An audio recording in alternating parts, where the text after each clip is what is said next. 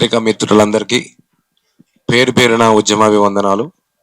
ఈ press meet లో కూర్చున్నటువంటి ఉద్యమ మొట్టమొదటి రథసారథి మన కృపాకర్ అన్న గారు, అట్లాగే నాగార మంజన్న గారు, మా ఆడపడుచు సుభద్రక గారు, మా జాతీయ అధ్యక్షురాలు రుక్కమ్మ గారు, జ్యోతి గారు, రమణ మంచాల యాదగిరి గెలవయ్య గారు, మీ అందరికీ మాదిగ రిజర్వేషన్ పోరాట సమితి రాష్ట్ర అధ్యక్షునిగా తెలంగాణ రాష్ట్రంలో వివరిస్తా ఉన్నాం. ఎస్సీ వర్గీకరణ విషయాలు, ఇక్కడ జరుగుతున్నటువంటి విషయాల పట్ల క్లుప్తంగా మరి కృపాకర్ అన్న గారు వివరించారు. ప్రధానంగా మీకు అందరికీ ఒక విషయాన్ని తెలియజేస్తా ఉన్నాను. డిసెంబర్ 1 తారీఖు నాడు మాలల సింహగర్జన అని, దానికి ప్రధాన సూత్రధారిగా వివేక్ గారు దానికి సారథ్యం వహిస్తా ఉన్నారు. నిన్న కాక మొన్న జరిగినటువంటి పార్లమెంటు సమావేశాలలో మాదిగలంగా అదే పెద్దపల్లిలో 5-6 వేల మందితో మా బ్రదరు, మా సోదరుడు అని చెప్పి వివేక్ గారి కొడుకు గెలుపు కోసము మేము పనిచేసినాం. వివేక్ గారి కొడుకు గెలుపు కోసం పనిచేసినటువంటి మాదిగ దండోర సభ్యులు ఈరోజు ఎస్సీ వర్గీకరణను వ్యతిరేకిస్తున్నామని చెప్పి మీటింగ్ పెట్టడం అంటే ఇది మా ఆత్మగౌరవంతో పాటు అసలు అనేక రకాలుగా మాదిగలను ఇంకా అణచివేయాలనేటువంటి ఒక నిజ రూపాన్ని ఈరోజు వివేక్ గారు భుజాల వినేసుకున్నారు. నేను స్వయంగా నిన్న కాక మొన్న కలిసా. అన్నా, నువ్వు పాత్ర వహిస్తున్నావు, అది పద్ధతి కాదు. నువ్వు పోవడం అనేది పద్ధతి కాదు. నువ్వు గెలవడానికి, నీ కొడుకు గెలవడానికి మాదిగలంగా మేము వచ్చి అక్కడ ప్రచారం జరిపాము. మీ గెలుపులో మేము భాగస్వాములు అయినాము.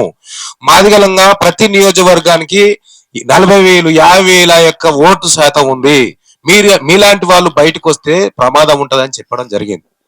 ఇక దాంట్లో డిసెంబర్ 1 తారీఖు నాడు మొత్తం మాదిగోళ్ళకే రాష్ట్రం అంతా తీసిపెట్టింది, లేకపోతే సుప్రీంకోర్టు మొత్తం మాదిగోళ్ళకే వర్గీకరణ కట్టబెట్టిందని చెప్పినట్టుగా లేనిపోని ప్రచారాలు. గ్రామాలలో బాగా ఐక్యతగా మాదిగలు కూడా ఉన్న దాంట్లో ఏదో పని చేసుకొని బతుకుతా ఉన్నారు. తెలంగాణలో అంత పెద్ద డెవలప్ అయినటువంటి కులం కూడా మాలల్లో అంతా మాలాగే ఉన్నారు. కొంతమంది స్వార్థపరులు దాన్ని వేరే మిస్గైడ్ చేస్తా ఉన్నారు.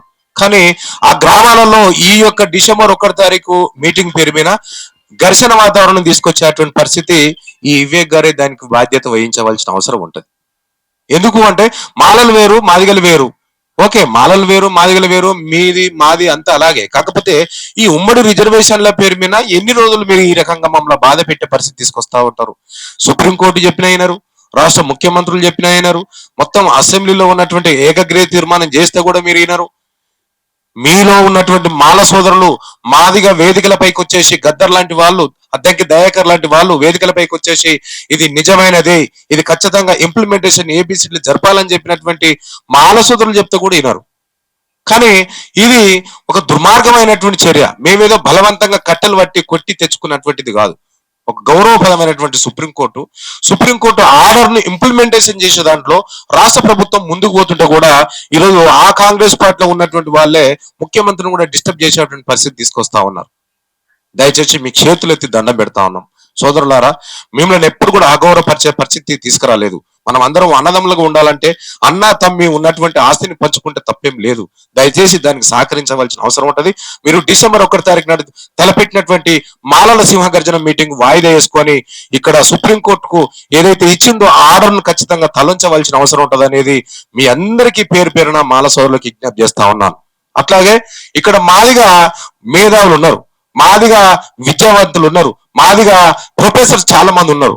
కానీ అఖ్తర్ కమిషన్ వేయడమే తప్పని చెప్పి హైకోర్టులో పిటిషన్ వేయడం అంటే మరి ఇక్కడ మాదిగా మేధావులు, మాదిగా చదువుకున్నటువంటి వాళ్ళు, విద్యావంతులంతా ఏం చేస్తున్నట్టు? కనీసం మనకు సోయి లేదే. మనం అందరం ఈ రాష్ట్రంలో ఏం జరుగుతుంది, ఎస్సీ వర్గీకరణ ఎట్లా ఇంప్లిమెంటేషన్ చేస్తారనేది తెలుసుకోకపోవడము మేమేముగా బాధపడతా ఉన్నాం. దయచేసి మేధావులారా, మాదిగ మేధావులారా తెలుసుకోండి. మీరు అందరూ కూడా బయటికి రండి.